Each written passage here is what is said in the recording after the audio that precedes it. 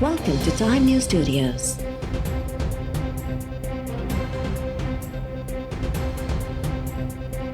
You are watching 6 p.m. Bulletin. मैं ये भी रिक्वेस्ट करूंगा फेडरल गवर्नमेंट से कि वहाँ भी हमारी मदद करें और पूरे सिंध को एक नज़र से देखें। LBOD ने नेचुरल वाटरवेज को ब्लॉक किया हुआ है, वो चीज़ अब हमने एड्रेस करने की, उसमें इन्वेस्टमेंट बहुत चाहिए। World food program, international aid, ये फेडरल गवर्नमेंट अरेंज करके देती है। अनफॉर्चुनेटली इस दफ़े अभी नहीं हुआ है, लेकिन मुझे पूरी उम्मीद है पूरा सिंध, लेफ्ट बैंक हमारा पूरा इस वक्त शदीद तकलीफ में, लोग उनकी मदद के लिए इमीडिएटली आना चाहिए। मैंने चेयरमैन NDA में से भी बात की थी, मैंने बताया फिर टेंट्स वगैरह उन्होंने कुछ दिए, मैं शुक्रगुजार हूँ उनका, लेकिन हमें और ज़रूरत है। सवात में, खैबर पख्तूनख्वा में, इस्लामाबाद में भी इस वक्त शदीद बारिश आज के दिन थंडरस्टॉर्म्स की पेशिंग हुई है। ये पानी भी फिर दरिया सिंध में आता है, आपको पता है 2010 आपको याद होगा, उन पे भी बड़ी सख्त नज़र रखे हुए हैं। तकरीबन 3.5 लाख या उससे कुछ ऊपर क्यूसिक पानी गुड्डू बराज पे आ चुका है। ये कोई सुलेमान पे जो बारिशें होती हैं या ऊपर से जो पानी आना है वो जब ऐड होगा, फिर यहाँ पे मंगला डैम की स्पिलवे खोल दी। इम्तिहान ये भी होगा कि सेफली जो दरिया सिंध का पानी है उसको समंदर तक पहुँचा दिया जाए। सिंध सरकार बरसात ऐं सिम नालनि खे घारनि सबबि थियल नुक़सान जे अज़ाले तोड़े मुतासिरनि जी सहायता लाइ वफ़ाक़ी हुकूमत खां हंगामी मदद घुरी वरिती। वॾे वज़ीर मुराद अली शाह जे वाहिद वफ़ाक़ी सरकार सलाह मशवरनि ऐं प्लान जोड़ण में वक़्तु विञाइण बदिरां फौरी तौर ते सॼे सिंध लाइ सूबाई हुकूमत जी मदद करे। LBOD पाणी जा फितरी लंघ बंदि करे छॾिया ऐं लेफ्ट बैंक ते माण्हू तकलीफ़ुनि खे मुंहुं ॾेई रहिया आहिनि। नवाबशाह खां बदीन ताईं हिन वक़्त बि बरसाती पाणी बीठल आहे। सिंध हुकूमत 42,000 खेमा मुतासिरनि में विरहाए छॾिया ऐं NDMA खां मिलियल 2,000 खेमा बि ॾेई छॾिया। हाणे असां वटि खेमा न आहिनि। बदकिस्मती सां वफ़ाक़ी सरकार बि अञा ताईं का बि मदद न कई आहे। सिंधू दरिया जे वहकिरनि ते कड़ी नज़र आहे। उतरियनि इलाइक़नि कोहे सलेमान ऐं मंगला जो पाणी सिंधू में दाख़िल थींदो, उनखां पोइ दरियाई पाणी समुंड ताईं छोड़ करण बि वॾो इम्तिहान हूंदो।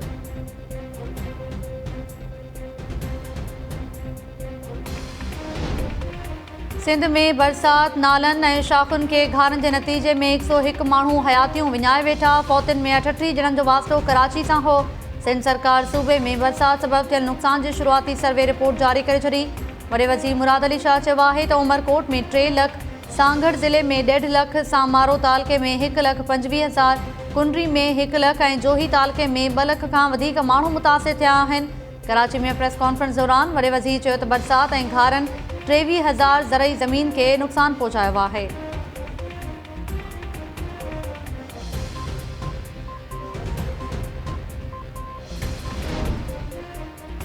शिफ़ाफ़ ट्रायल जूं घुर्जूं पूरियूं करण लाइ भारत खे हर सूरत में हिकु मौक़ो मिलणु घुरिजे। इंसाफ़ वारी आलमी अदालत जे फ़ैसिले ते असराइते नमूने अमल यकीनी बणाइणु ज़रूरी आहे।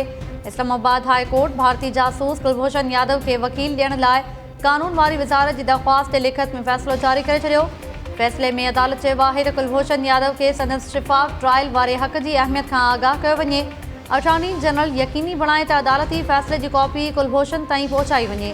पाकिस्तान हुकूमत खे अदालती फ़ैसिले खां भारतीय सरकार खे आगाह करण जो बि हुकुम।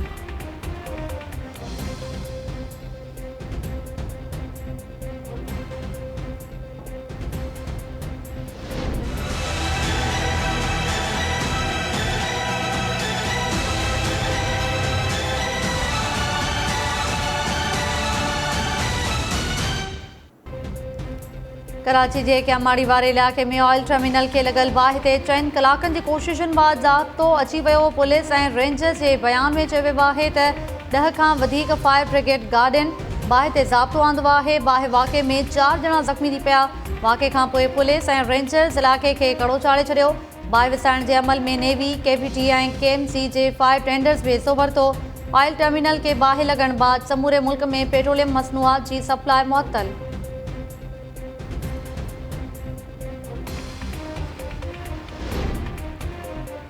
अॻूणे सदर आसिफ अली ज़रदारी जो लंडन में तरसियल अॻूणे वज़ीर आज़म नवाज़ शरीफ़ सां फ़ोन ते राब्तो। सिंध में बरसात जी तबाही, मुल्क जी सियासी सूरत हाल ऐं हुकूमत खे टफ टाइम ॾियण लाइ ओपोज़िशन जी APC ते सलाह मशवरा।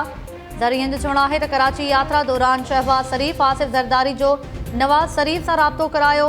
ॿिन्ही अॻुवाणनि में हुकूमत ख़िलाफ़ गॾियल तहरीक हलाइण लाइ जामिया हिकमत अमली जोड़ण ते इत्तिफ़ाक़ कयो वियो।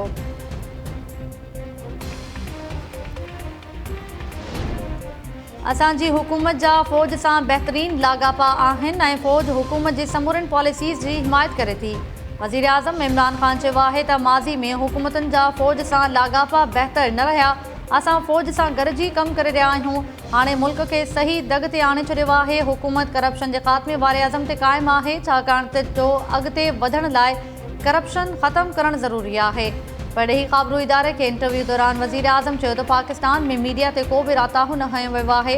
असांजे दौर में सभ खां वधीक तनक़ीद हुकूमत मथां थी आहे। तनक़ीद सां परेशान न आहियूं, पर हुकूमत ख़िलाफ़ प्रोपेगेंडा कई वई आहे।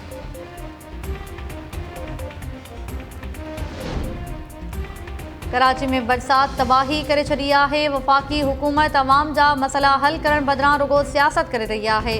वफ़ाक़ खे लाॻापियल इदारनि सां गॾिजी कमु करणु घुरिजे। क़ौमी असैम्बली में अपोज़िशन लीडर शहबाज शरीफ़ PTI सरकार ते तनक़ीद कंदे चयो आहे त कराची जी सूरत हाल ते सियासत न करणु घुरिजे। असां बि कराची में सियासत करण लाइ न पर तबाही जो जाइज़ो वठण ऐं मुतासिरनि जी सार लहण लाइ कराची विया हुआसीं। वज़ीर आज़म इमरान ख़ान अञा ताईं कराची में नज़र न आयो आहे।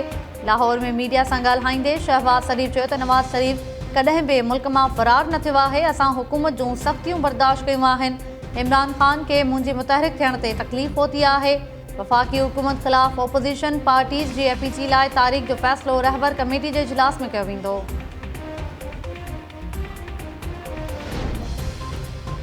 वज़ीर आज़म इमरान ख़ान कराची यात्रा जो शेड्यूल तब्दील करे छॾियो। जुमे बदिरां छंछर ते कराची जे दौरे ते पहुचंदो। वज़ीर आज़म हाउस के तर्जुमान शहबाज गिल चयो आहे त वज़ीर आज़म इमरान ख़ान रोज़ानो इजलास कोठाए कराची जी सूरत हाल जो जाइज़ो वठंदो आहे। वज़ीर आज़म कराची जा मसइला मुस्तक़िल तौरु हल करण लाइ जामिया प्लान जो ऐलान कंदो। सुद समाह वारे वफ़ाक़ी वज़ीर शिबली फराज़ चयो आहे त वज़ीर आज़म कराची जूं रौनकूं ऐं रोशनी बहाल करण वारे अज़म ते क़ाइमु आहे। कराची पाकिस्तान जो मुआशी दिलि आहे ऐं कराची जी तरक़ी सां ई पाकिस्तान जी ख़ुशहाली सलहाड़ियल आहे।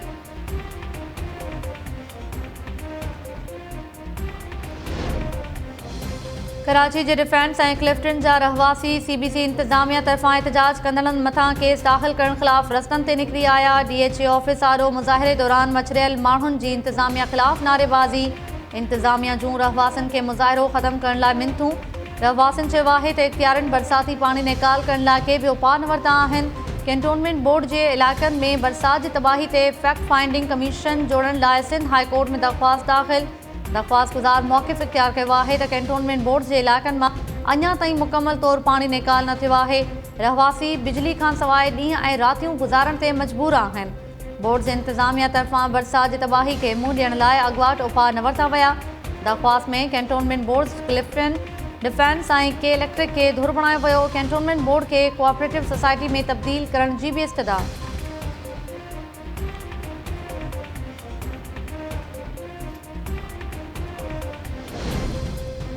मिठियाणी ऐं ठट्टो में हियांउ ॾारींदड़ वाक़िया। फरीद देरो भरिसां कचे वारे इलाइक़े में 3 भेनरूं सिंधू दरिया में बुॾी फौत थी वियूं। फौतुनि में 18 वरनि जी अकीला, 19 सालनि जी शाज़िया ऐं 10 वरनि जी तस्लीम भुट्टो शामिल। इलाइक़े वासियुनि ऐं निजी टोबनि गॾियल कोशिशुनि सां नारी अकीला ऐं नींगरी तस्लीम जा लाश हथ करे वरिता। संदन टी भेण शाज़िया भुट्टो जी ॻोल्हा जारी। वारसनि चयो आहे त 3 भेनरूं पंहिंजे भाउ सां गॾु दरिया जे किनारे ते घुमण वयूं त पेर तिरकण सबबि ॿुॾी वयूं।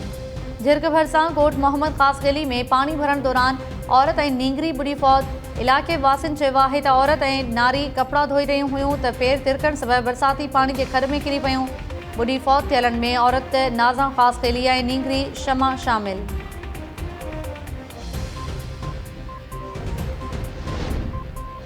सिंध जे ॿिए वॾे शहर हैदराबाद जे हेठां वारनि इलाइक़नि में हुकूमती इदारा चौथे ॾींहुं बि बरसाती पाणी निकाल करण में नाकाम।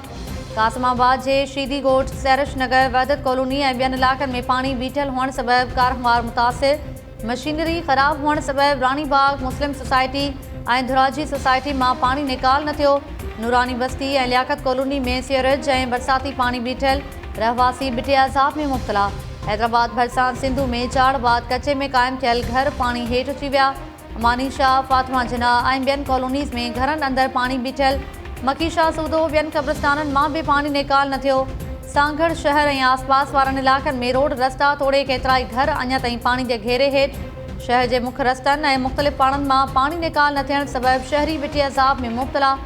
यूसी पीर कहोर ऐं यूसी सिठार पीर में सवें घर पाणी में बुॾल। रहवासियुनि खे अच वञ में ॾुखियायूं। इंतिज़ामिया न त ख़ेमा मुहैया कया ऐं नई मुतासिरनि खे महफ़ूज़ हंधनि ॾांहुं मुंतक़िल करण लाइ उपाउ वरिता।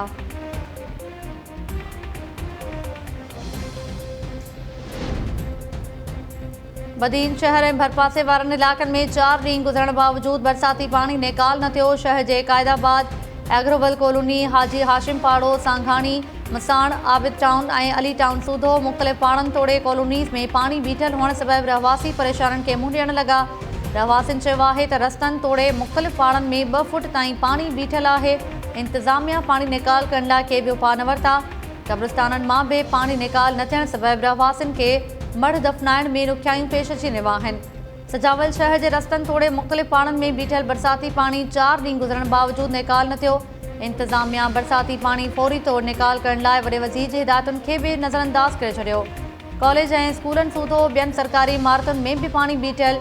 रहवासियुनि चयो आहे त घिटियुनि तोड़े रस्तनि ते पाणी बीठल हुअण सबबि बीमारियूं पखिड़जण जो ख़दशो आहे। आला इख़्तियारनि खां पाणी निकाल करण लाइ हंगामी बुनियादुनि ते उपाउ वठण जो मुतालबो।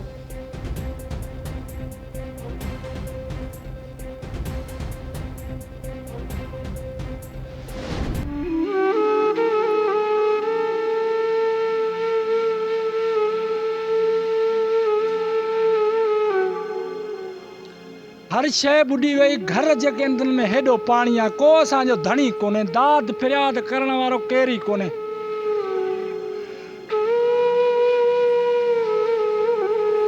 घर भर में किरी विया, टपड़ बुॾी विया, बचा कढियो ज़ोरी सां जींदी करे कढिया बचा था। पके रोड ते वेठा आहियूं। हाणे असांखे का शइ कोन थी मिले। अहिड़ो को माण्हू कोन असांजो पुछा न का छा केर ई कोन करे। साम्हूं घर ॾिसो पिया, पाणी ॾिसो पिया, अखी ॾिसी ॾिसो न, सरज़मीन ॾिसो, नुक़सानु आहे कोन्हे को। जेको पुॼी सघूं था पंहिंजो पाण करियूं पिया। हिते कोई नुमाइंदो न असांजे लाइ अचण जे लाइ तयारु आहे।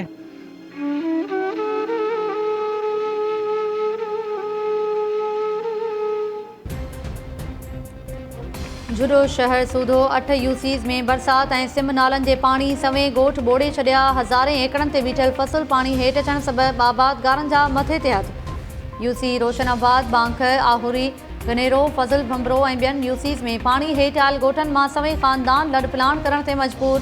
रस्तनि ऐं शाख़ुनि जे किनारनि ते वेठल मुतासिरनि जी हुकूमती इदारनि सार न लधी। मुतासिरनि तरफ़ां ख़ेमा, राशन, पीअण जो पाणी ऐं दवाऊं न मिलण जूं दाहूं। नवकोट भरिसां LBOD खे RD 287 वटि लॻल घारो अञा ताईं बंदि न थियो। 350 फुट घारो वधण जी कोशिशुनि में रुधल आबपाशी अमलो 15 कलाकनि दौरान रुगो 10 फुट हिसे ते काठ जे कड़ लॻाए सघियो। ढोरी में चाड़बाद, नवकोट जो सिंतोरो फार्म, मीर वकार कॉलोनी, मलाहपाड़ो पाणी हेठि अची विया। रहवासी घर ख़ाली करे पंहिंजी मदद पाण तहत महफ़ूज़ हंधनि ॾांहुं मुंतक़िल। LBOD खे घारे जे पाणी सबबि थरपारकर जा वेराजी इलाइक़ा बि मुतासिर। 45,000 एकड़नि ताईं ज़रई ज़मीन बि पाणी हेठि अची वई।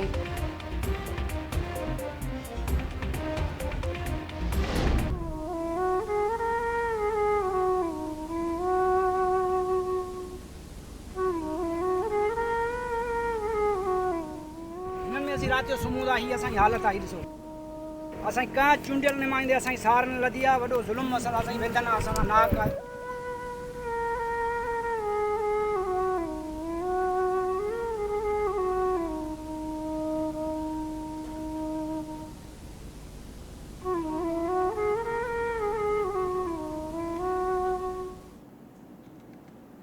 कड़ियो घंवर में बरसाति ऐं सिम नालनि जे पाणी तबाही मचाए छॾी। पाणी हेठि आयल ॻोठनि में 200 खां वधीक ख़ानदान फाथल।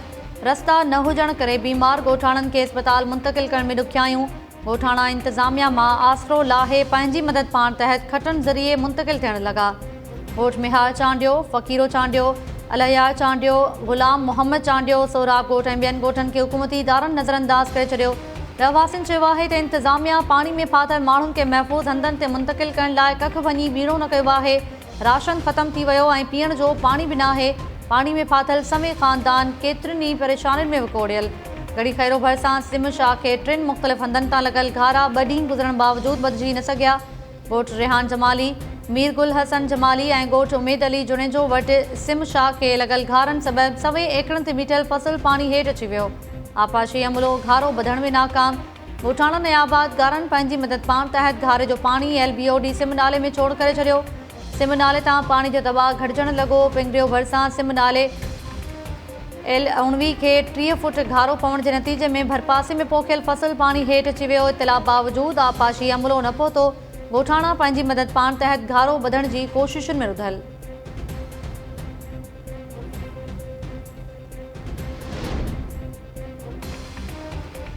काछे में नई गाज ऐं बरसात जे तबाहकारनि खे 2 हफ़्तनि खां वधीक वक़्तु गुज़रण बावजूद हुकूमती इदारा रस्ता बहाल कराइण में नाकाम। काछे जे 200 खां वधीक ॻोठनि जो जोही शहर सां काटा थियल ज़मीनी राब्तो अञा ताईं बहाल न थी सघियो। बोर्ड मुतासिर काछे वासी राशन ऐं पीअण जे पाणी लाइ धिका खाइण ते मजबूर। वाही पांधी गोरख रोड ते मुतासिरनि जो इंतिज़ामिया ख़िलाफ़ एहतजाजी मुज़ाहिरो। काछे वासियुनि चयो आहे त हिक पासे काछे में तबाही थी आहे त ॿिए पासे इंतिज़ामिया मुतासिरनि खे ख़ेमा ऐं राशन ॾियण बदिरां रुॻो पंहिंजा खीसा भरण में पूरी आहे। बोर्ड मुतासिर जे हंगामी बुनियादनि ते सार लहण जो मुतालबो।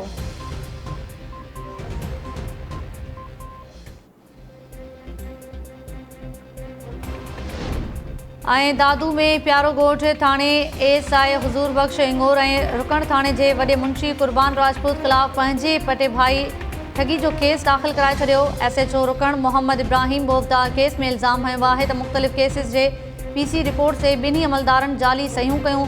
अदालत 2 अहलकारनि खे लॉकअप हवाले करे छॾियो।